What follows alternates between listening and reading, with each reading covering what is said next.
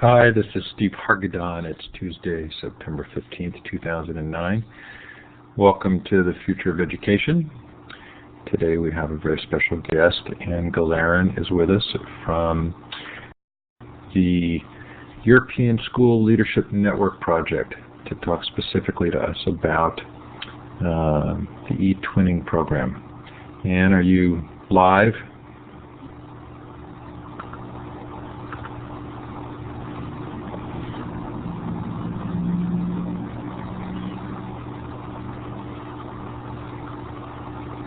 I'm not hearing you, Anne, if you are.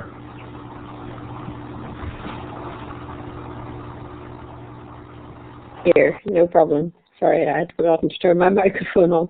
Oh, well, welcome. Before we start, wanted to let you know that next week, September 17th, or this week, September 17th, Michael Horn starts our virtual school series. InnoSights reports on online learning. Next week, John Seeley Brown and Jane Nelson on Parenting 2.0. September 20th, I'm out of date order there. Howard Reingold and Joyce Valenza on Librarians 2.0. October 6th, Dennis Litke on Big Picture Schools.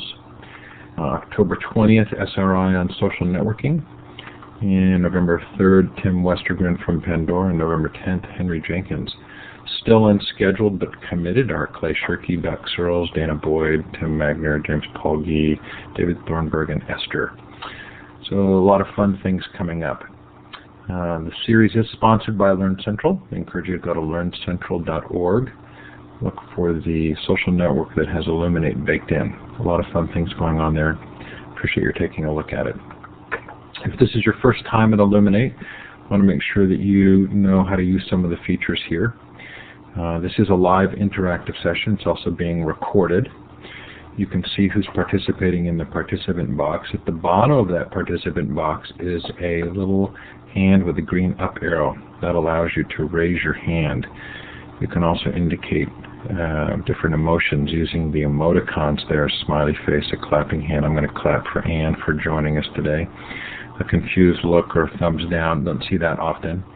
You can see a green check and a red X as well. If Anne asks a question, wants an answer from the audience, you can do that. There is a chat area. I'm going to leave a note here in the chat. This is the chat. You can send messages to the group as a whole. You can also send messages to each other. Do know that any chat sent between two people actually are seen by the moderator, so there's nothing fully private in that area. If you would like to talk or ask Anne a question, you can raise your hand using that hand icon with the green up arrow, and we'll give you the microphone. And when we give you the microphone, you still have to press the talk button. You'll see it there on the slide at the bottom of the screen. That turns your mic on. Now I'm going to give you a chance to use the whiteboard. I'll give you whiteboard permissions. There are a few of us here today. But to the left of that whiteboard, you'll see a little wand with a red star at the end. Go ahead and click on that, and then click on the map. Show us where you're listening from. I take it that's you, Anne. Two in southeast of the United States. May be about it for today. This is a very early time. Most teachers are in school, but given Anne's time zone, this is the best time to do it, and we'll hope that the recording reaches lots of people. Okay, so at this point I'd like to turn the time over to Anne. And your slides are loaded. If you'd like to forward them, there are arrows at the top of the whiteboard, and you can use those, the single arrow, the ones with the arrow and the bar to get to the beginning and the end. But why don't you go ahead and introduce yourself and move into your slides, and then when you're ready, we'll do a tour of eTwinning. Okay, thanks for that, Steve. My name is Anne Gilleran, and I work for a company here in Brussels, in Belgium, called the European SchoolNet. And we are sponsored by 29 ministries of education in Europe to do projects basically on education, particularly in the field of promoting ICT and collaboration in education. And currently I'm working on a big project which is called eTwinning. And I thought that I would start by giving you some slides, a kind of an orientation to eTwinning, what it is and how it's developed. And then take a look at what is online in relation to eTwinning, the portal itself. And then I'm happy to answer any questions that you have. If at any time you want to stop me, Steve, please feel free to do so. If you want to ask me questions, if anybody wants to ask me questions, please stop me in the middle of this. You don't have to sit there and listen to me all the time. I'm quite happy to be interrupted, just in case my voice gives out. So, Anne, say your last name again. Gilleran. Gilleran. Well, my apologies. Gilleran. Yeah, I'm Irish. I forgot to say that. I come from Dublin in Ireland, and I work in this multinational organization with colleagues that come from all over Europe. I think I'm only one of 2 Irish people who work here. So much for my Irish roots mispronouncing your name. No problem. I get all kinds of variations, so don't worry. So let's start by asking the basic question, well, what is eTwinning? Well, eTwinning is an action, a project funded by the European Commission, part of the Lifelong Learning Programme initiative, under the Comenius action. Now, this probably doesn't mean very much to you people in the States, but it's a highly intensive educational program run by the European Commission for all schools in Europe. And it was launched in January 2005. So it's really only about 3.5, 4 years old. How is it organized? Well, you can see this little slide here. It shows this blue bit here, the CSS. That's the organization I work for. So it's the Central Support Service, which is run by my company, the European SchoolNet, on behalf of the European Commission. And we coordinate the action at European level. In every country in Europe, there is a national support service, and their job is to promote eTwinning in their country, to support the schools, and of course the teachers who are involved there. And I always say when I present this slide that the most important people are at the top of this action. The teachers are the most important people in the action because they drive it, they make it happen. We provide the tools, if you like, but it's their work that makes it happen. Okay, so in 2005, we talk about this as eTwinning 2.0. If you think of web, the Web 1 and the Web 2.0, so this is our version of that, and this is eTwinning 1.0 in 2005. And I don't think my animations are going to work, Steve, are they? No, I'm sorry, they're not. Okay. But if you think about eTwinning in 1.0, it was very much based on getting people together to work, but with the restricted sort of tools available at that time. And if I hop on to my next slide, you might see what has happened since 2005. eTwinning came about just before the advent of Web 2.0. So since 2005, you can see all these elements of Web 2.0 interaction, collaboration, and community phenomenon, which has turned the users of the web sort of from passive information readers into active publishers, creators, contributors in their own right, which wasn't possible before the advent of these social networking tools. So if you like, the internet has changed. So we have this pre-2004 passive read the news, retrieve information, essentially an online encyclopedia. Whereas with the advent of the Web 2.20 tools, now we can do all of these things. We can communicate, you and I, now in a way that wasn't possible even maybe 8 years ago. So this has changed the way we view the web as a tool. I'm sorry this slide is a little bit hard to read, but what happened was that in the time between the launch of eTwinning in 2005 and the current, the last year or so, we found that a lot of things were happening within eTwinning. It started off essentially as a project-based activity, but we found and discovered that teachers were doing all sorts of other things as well. They were collaborating informally with each other. They were forming comenius partnerships, which is another type of partnership action available to them. They were, of course, learning from each other, from their peers, and they're sharing their ideas, resources, and they were building the community. So this emphasis on community building, I think, is the real strength of eTwinning. And Steve says he's going to post the link to the original slides, which is great, so you'll be able to see the animations. Okay, the figures are hidden there, but if I tell you that currently there are 64,200 and something teachers involved in eTwinning. Last year we had, in the last few months, we had something like 1 million posts in email messages passing between these participants. We have 600,000 pupils.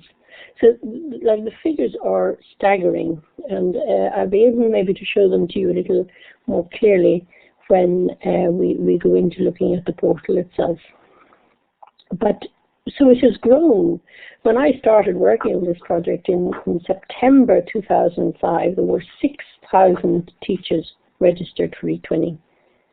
And in those short 3.5, 4 years, it has grown to 64,000 teachers, which is amazing.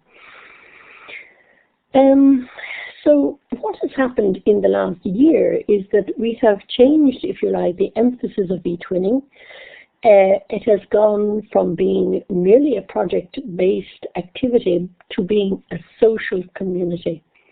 And what you're looking at here is a very interesting diagram or illustration of the networking that goes on in eTwinning. What you have around the edge here are the countries, and the lines between them represent eTwinning projects between those countries. The stronger the line, the deeper, the greater the number of projects are. And of course, because we work in a multi-language environment, everything has to be available in 23 languages. So that is quite a challenge to us. If we go into that diagram a little more closely, we can actually see not only the schools, but the actual project. So it's a fascinating way of illustrating the networking that's going on. So if I go back there for a moment to the evolution of eTwinning. I keep saying that it has changed from being only project-based. Of course, it is still very much a project-based activity, but now we're offering other opportunities, the opportunities for professional development, which were always there in a series of workshops that we run every year. But now we've gone into online workshops for teachers. So these were the first ones which started this year, where we were running courses for teachers involved in eTwinning in these various areas. I hope you can read those okay. We also have developed, because we discovered that a lot of those 64,000 people are there, they're not all involved in a project, but they all are interested. so we thought that we would try and capture for them what the areas that they're interested in forming groups within within the action to help them, to facilitate them, if you like, to discuss further, learn further from each other and interact more with each other, not just wait for getting a partner to do a project. I thought I'd show you this because this is part of the educational background to what we're doing.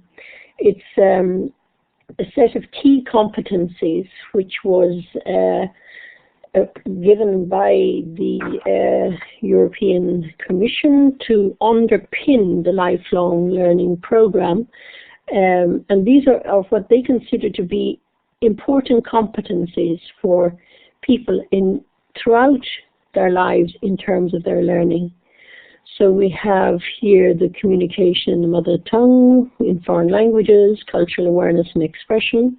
Then of course we've digital competence, learning how to learn, because within the context of a lifelong learning program is the philosophy that learning lasts all one's life. It's not something that's confined to those 8 or 10 or 15 years that people go to formal education, but that it continues all through their life. Then of course there's maths competencies in science and technology, sense of initiative and entrepreneurship, and social and civic competencies. So these are, if you like, some of the values which underpin the pedagogical aspect of the teaching and learning aspect of eTwinning. So why is eTwinning so successful? Well, I think this is, it's partly here. It's very simple. It's non-bureaucratic. It's easy for people to join. They can become instantly engaged. They can share, they can innovate, they can motivate, participate, learn, and exchange with each other in a very simple way. And I think this is the real strength of eTwinning. We also have a learning resource exchange, which is a set of resources which is European-wide, which is available to us in eTwinning. So the teachers looking for resources can link to this as well. This is something new this year for eTwinning. And this is the most important thing. All this is available to European schools for nothing. It doesn't cost them anything to participate in eTwinning or to use the tools that are available there.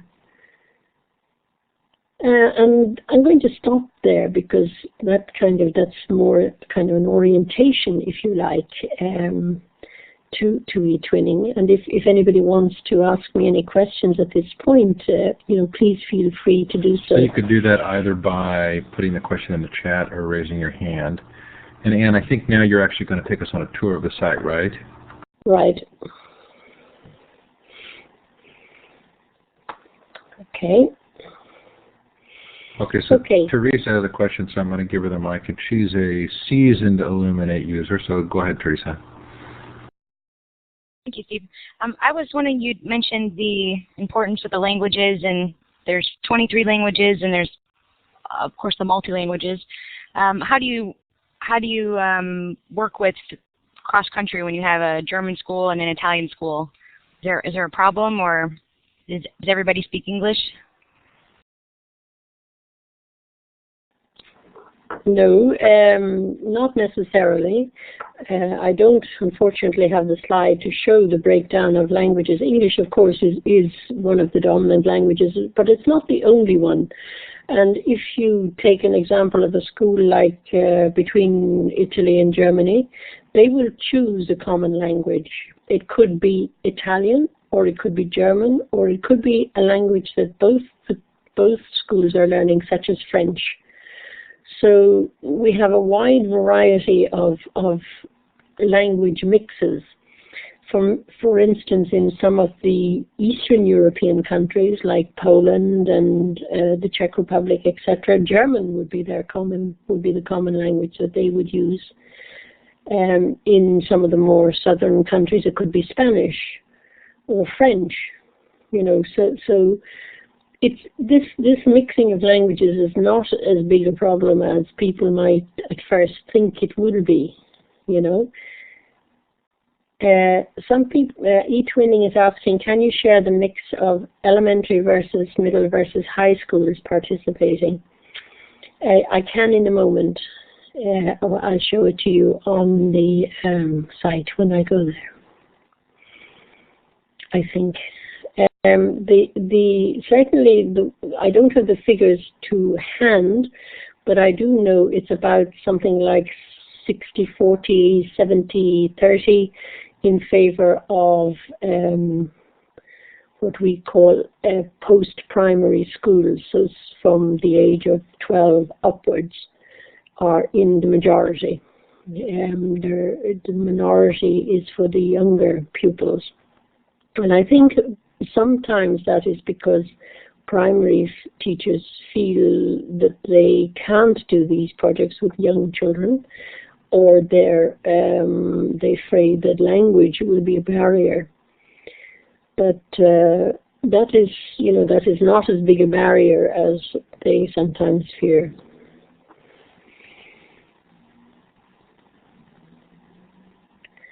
Okay, are there any other questions? Shall we move on to the tour?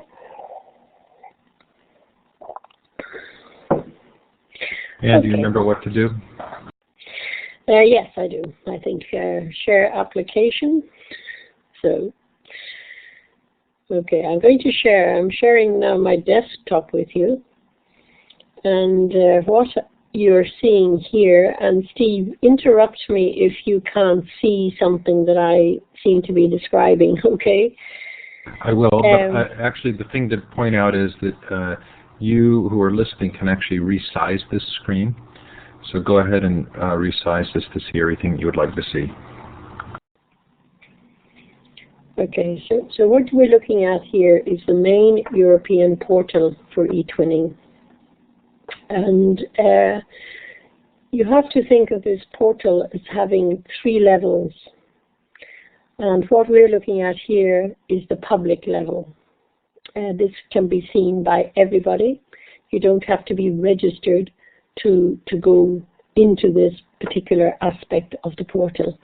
You can see there the actual number of active members and the number of active projects. But that's a little bit misleading, and I'll explain that to you in a few minutes. So we have here news, interviews, workshops. I mentioned this aspect of professional development, which we've had from the very, very beginning of eTwinning. And every year in Europe, we run a lot of professional development, face-to-face physical workshops for teachers, which are highly successful. And here, sorry, that looks like that ding was me asking a question. Okay, Steve, so, go ahead. What kind of professional development training are you doing in those workshops? Quite a lot of things. We teach people how to use all the tools, for instance, and how they might use the tools in a collaborative way. If you see here that each one has a theme, so for instance this year the one in Belgium started off with, that was for teacher trainers, so for people who are actually training teachers. And at that workshop we would emphasize the objectives of eTwinning, how it could be fit into the curriculum, how it could be of use at teacher training level to already begin to promote project-based learning with trainee teachers.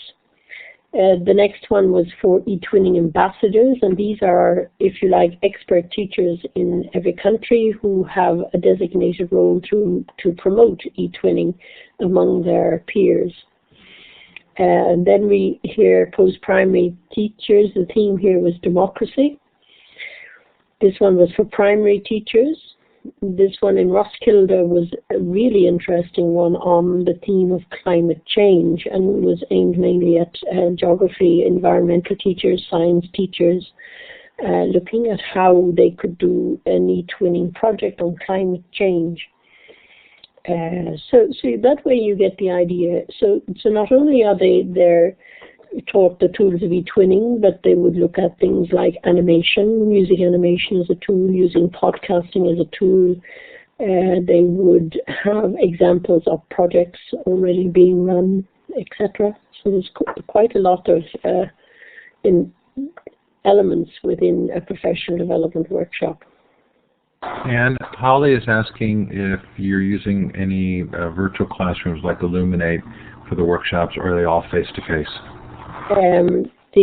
Currently, these workshops are all face-to-face, but we do have this learning events, which we started this year.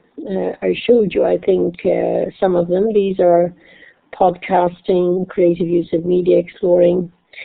And in October, because we have just begun our collaboration with the Illuminate company, in October we will be running some courses in the use of Illuminate as a conferencing tool, an extra tool that can be added to the arsenal of already of all the other tools that we have available. So we're only beginning our journey with Illuminate at the moment. Does that answer your question, I hope? It says wonderful. Okay. So while we're there, let me see the tools. So I'm going to show you the desktop in a few minutes, and the twin space. And we also here have some more tools. So, and here we will have, if it's not already there, we will have Illuminate as being another tool that's available. We have things like Magazine Factory, which is an online publishing tool. We have another thing called Flash Meeting, which is a video conferencing tool. So we've quite a lot of tools available to teachers in this program. I might also say that one of the other reasons that teachers like eTwinning so much is that it has, if you like, a built-in quality control for their work, which is very important for European teachers. I don't know how it is in the States, but you know, if you have done, say, many hours work over the course of a school year in a project, and you don't get much recognition for it, within eTwinning you can apply to your National Support Service for a quality label for your work. Now, what that means is that the National Support Service looks at your work and assesses it over here 6 levels of criteria, which are here on the screen. And you know, if it matches to a certain level in these 6 criteria, they get a national quality label. And because eTwinning is not just one school doing a project, it always has to be more than one school. If both of those schools get the national quality label for their work, then automatically they get a European quality label. And this is, we have discovered that this is really, really important to teachers. They really appreciate getting this kind of recognition for their work. The other, of course, is the European prizes, which we have every year. We have a big competition for projects within eTwinning. And you can read here yourself about the current one that's upcoming. But one of the prizes for this is to go to a camp where the pupils and the teachers of the winning projects go together for 5 days to an eTwinning camp where they do a lot of different fun activities and educational activities together. And we've been to some nice places, as you can see, with those camps. So I think that's more or less, if you like to look at the inspiration, we have often one of the biggest difficulties for teachers is actually getting started in eTwinning, how to, what do we do our project on? So we have developed some ready-made project kits for them to get started. And these are very, very popular and widely used. And what we find is that a lot of the teachers take an idea here and they start doing it, but they don't follow exactly, of course, the step-by-step as it is there. But they're used as triggers, if you like, to get their imagination going. Quite an interesting one. We also have some modules, which are very short activities, which can be used, say, at the beginning of a project as icebreakers, or in the middle of a project if there's a flag, interest waning. You can pick one of these and do it very quickly to get the pupils interested again. We also have a gallery, and the gallery shows the, so we'll choose drama here, and we'll just do a search. So these are all the projects which have been received quality labels, have been recognized by their NSS as excellent projects, some of which might use drama within them. So there's a huge gallery of projects here as well, which is interesting to look at. And then you can search by subject, and there's a teacher's blog. I think somebody's asking me a question on it. So who contributes those kits and modules? The kits and modules are produced by teachers. So we have a team of teachers who work for us who produce some of them, and then others are done by teachers themselves who have worked on a particular thing and then offer this to us as a resource. So they're all developed by teachers. Is there some kind of a vetting process for that? Yes, that's one of my jobs. One of my jobs, particularly in terms of the current teachers team, is to work closely with them in producing the materials so that they reach a certain level. Earlier, in the early days of eTwinning, we were filling this area with material, and we took everything that came. But now it has to match a certain level. It has to be formatted in a particular way. So it has to be useful. But we can see that these kits are really well used. Really, really well used.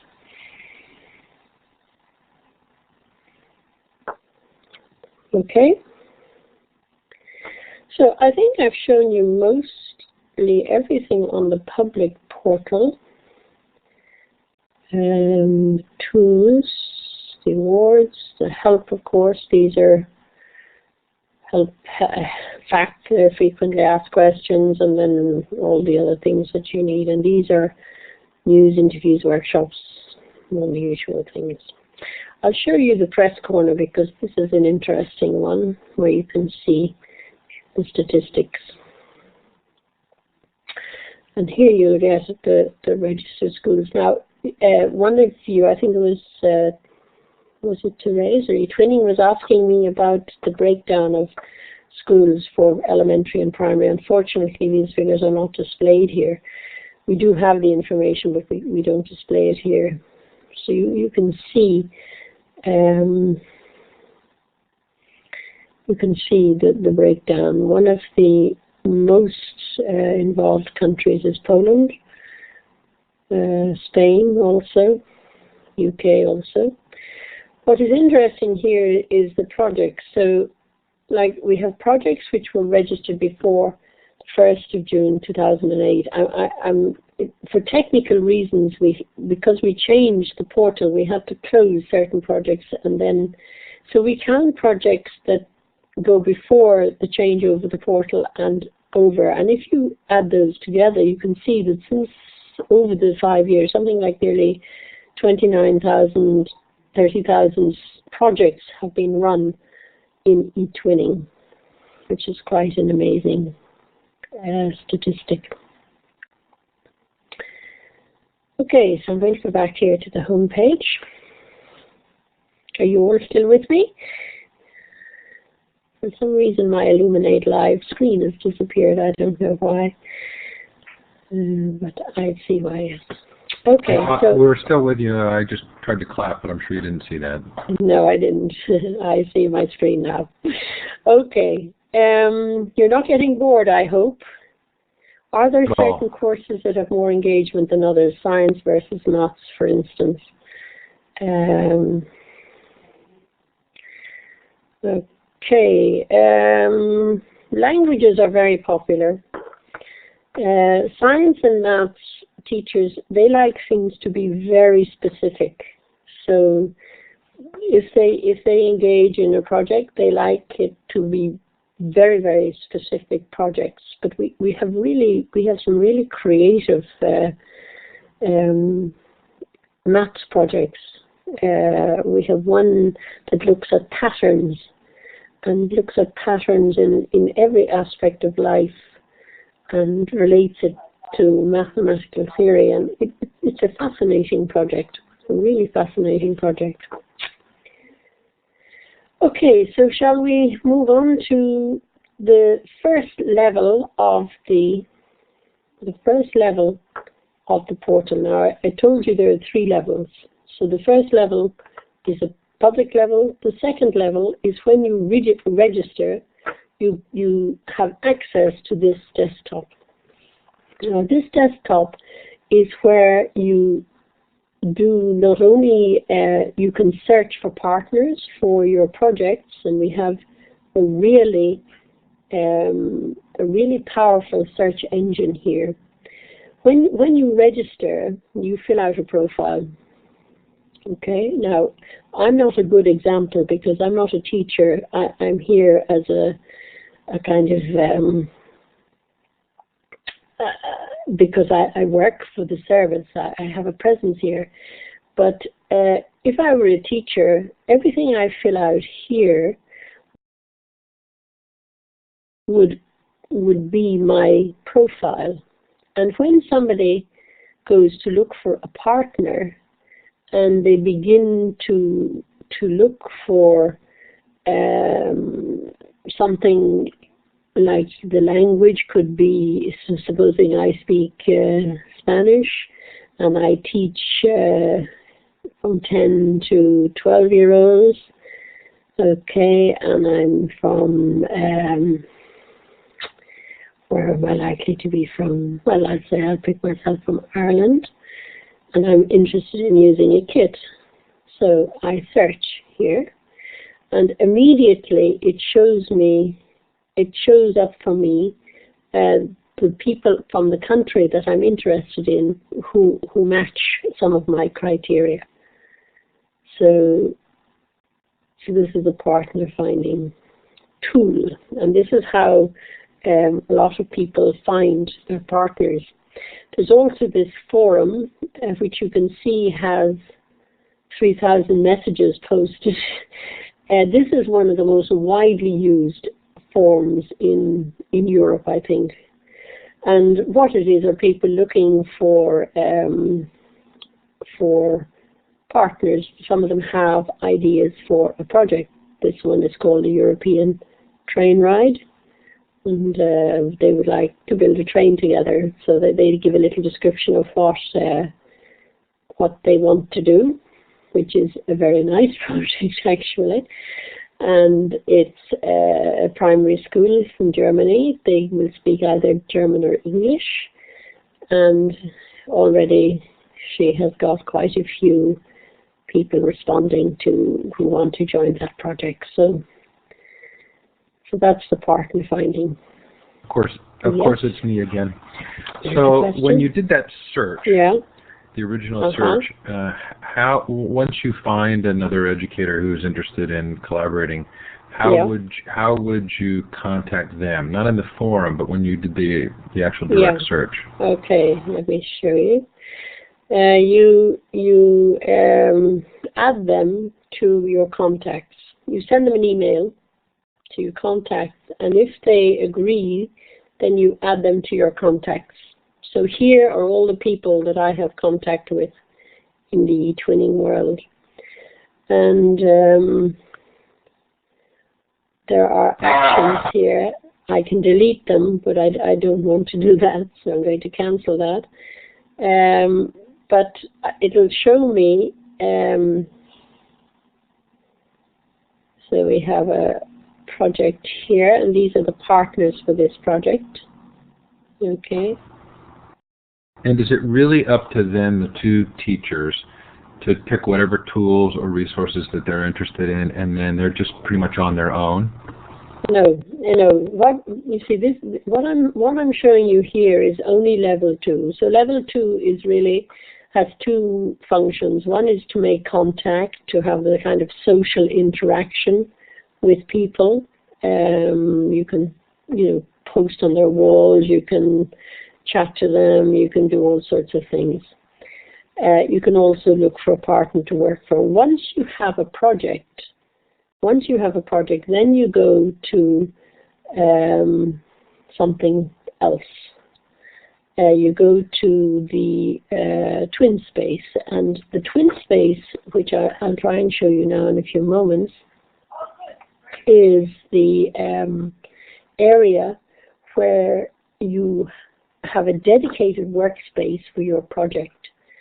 And if you have, say, some teachers have, they would have 2 or 3 projects, they would have a separate twin space for every project. So there's no overlapping in terms of your resources, etc. I'm going to stop sharing the applications for a few moments because I want to try and bring up the twin space. We've just changed it this week. We have a new one, and it'll take me just a few moments to get up the new one for you. It's just an example one at the moment. It's going live this week. So can you bear with me for a few moments while I do that? Do you want questions during that time, or do you need to concentrate? Yeah. No. You can ask questions during that time. So I thought I read in the tools section at one point that they were able to use whatever Web 2.0 tools that made sense for them in their project. That's right. Is that accurate? That's correct. And then Teresa asks, she wants to make sure you're comfortable answering this, is there a rating or review system for the teachers after working with them? Not yet. You mean if I have you as a partner, can I rate you as a partner afterwards? I think that's what she's asking, yes. Okay. That is certainly coming. But we have to be careful about how we introduce that kind of rating system, because you might end up with somebody who's quite a beginner in the use of ICT, for example, who causes a lot of difficulties at the beginning until they get used to something. So it's not really fair to rate them in the same way as you'd rate somebody who's very expert in using the technology. But I think we have to think about the criteria on which to rate people, not just willy-nilly. We do have ratings in other areas for our kits, for example, for the project ideas, for things like that. For the rating of the people, we're still thinking about it. There's a lot of pros and there's a lot of cons. I wonder if you just had a commenting section, if that would allow for sort of thoughtful responses that... Yes, yes. I think too, you know, that what happens is that people do, particularly beginners in this area, they do their first project, and they learn an awful lot in the course of doing that first project. And then the second time they do it, they're much more, that's the word I'm looking for, confident in what they do. And because they're more confident, they're more creative, they're more assured, you know, so they get better and better as they go along. So it mightn't be fair to rate them after their first project, but maybe after the second or third one. Difference in saying somebody is a beginner versus enjoy their teaching and working style. Yeah, okay. Okay, Teresa. So I hope I've answered your question. Okay.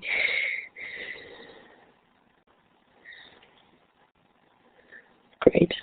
Any other questions while Anne's getting ready? Okay, Holly. Holly, I just gave you the mic. There you go. Thank you very much. This really looks like a really exciting project, especially for European schools. Is eTwinning considering expanding outside of Europe into other nations and other regions of the world? We get asked this question all the time, and the way it's set up at the moment is that it's only for European schools in terms of setting up the project. But once the project is set up, those schools involved can invite schools from other countries to join them. So, for instance, we have one or two projects that have schools from Africa involved. I'm not sure if we might have a primary school in Belgium who has a Japanese partner, and perhaps also a partner from the United States. So how do these schools find for example, the Japanese school or the African school? Do you have an idea? It's possibly because they have, as a school, been already involved in doing sort of international type projects outside of eTwinning. So they might be following a development program which is looking at developing countries. They might have an exchange. I know many Finnish schools, for instance, would have exchanges with schools in the United States. So there might be an existing relationship already there. All right. Thank you very much. You're welcome. Holly, this is one of the things I'm really hoping that Learn Central can do. And in part why I'm really reaching out to Anne, because I'm very interested in creating a system in the U.S. that complements what's being done in Europe and other places. Yeah, I'm really interested in that as well. And I just moved back to the U.S. from Europe, and so kind of I'm very motivated to see my fellow Americans become a little bit more internationally minded. So that's why this is so fascinating for me. Okay, thank you, Teresa. Holly, I'm sorry, it's Holly who's talking. If you're ready, we can go now to the third level of the eTwinning tools. Great. Portal, okay. How much more time do we have, Steve? Officially, we've got 11 minutes. Okay. So this is the new Twin Space. Now, this is the collaborative area for your project. Supposing you have a project, this is your activity area. So this is at the moment it has it's quite simple. It has 4 areas. It has an activities area, which, and I see I have been, I've been thrown out, so I'll have to go in again. I've been inactive for too long. So I hope I have the right password, because I have so many passwords.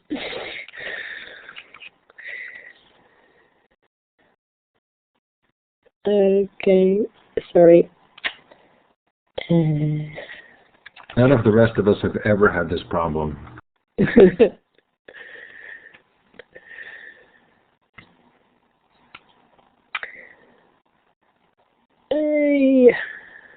Okay, let me go back, because I'll try it from here. And it tells me that I'm here, so I should be okay.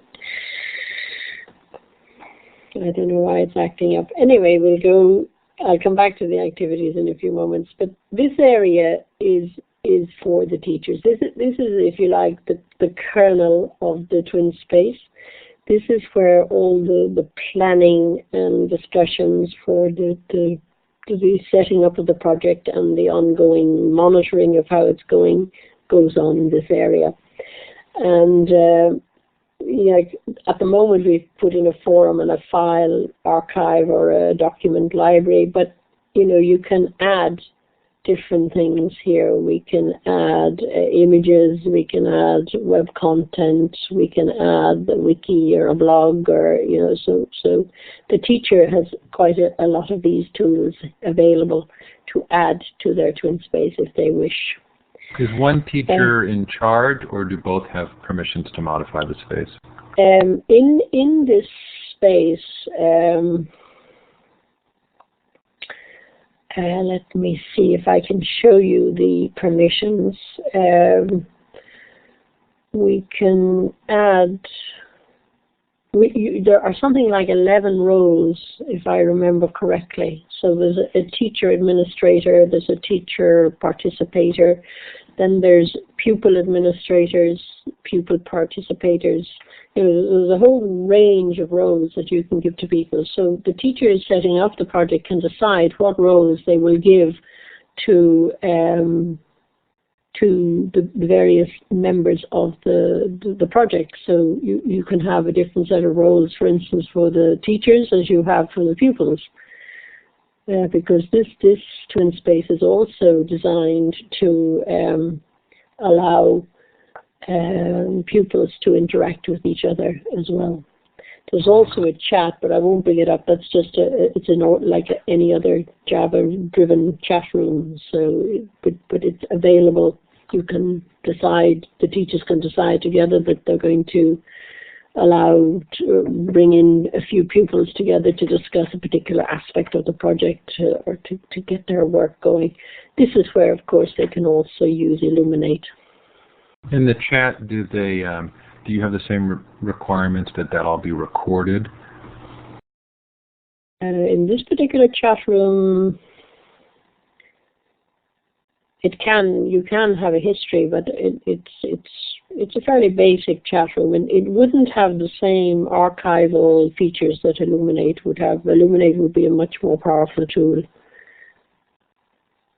I think in the U.S. there are a lot of requirements to make sure that everything that takes place is recorded. Yeah. You see, the one thing is that the twin space is really teachers love the twin space because it's a walled garden.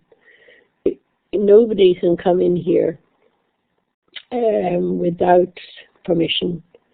So it's quite a safe area for pupils to interact with one another. Because we have very strict safety rules in Europe.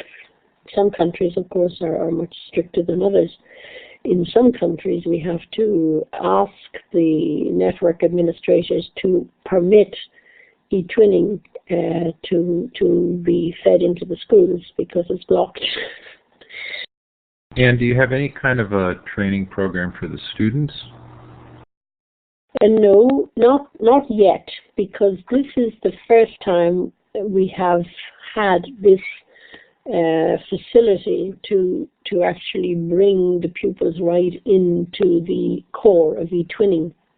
Up to now, it's very, very much based and focused on the teacher.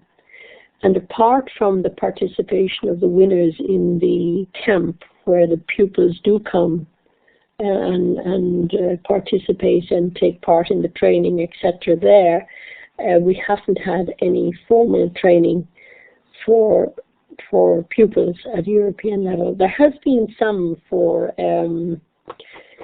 pupils at national level, because of course, as in every country, the national support services, they run a whole range of training activities as well, and I know that some of them have had pupils involved, but not at European level, at the central level. So every project has a twin space. And every project has a twin space, yes. Is it the intention to keep those stored forever? Yes. Yes, they're archived. This is a terrific looking setup, Anne. Yeah, I think it's very nice. I must say I like it very much. It's a big, big improvement on what we had before, which was very much Web.1 type technology. Is there filtering built in for the teachers to approve, say, images before they get posted? Yes, yes, of course.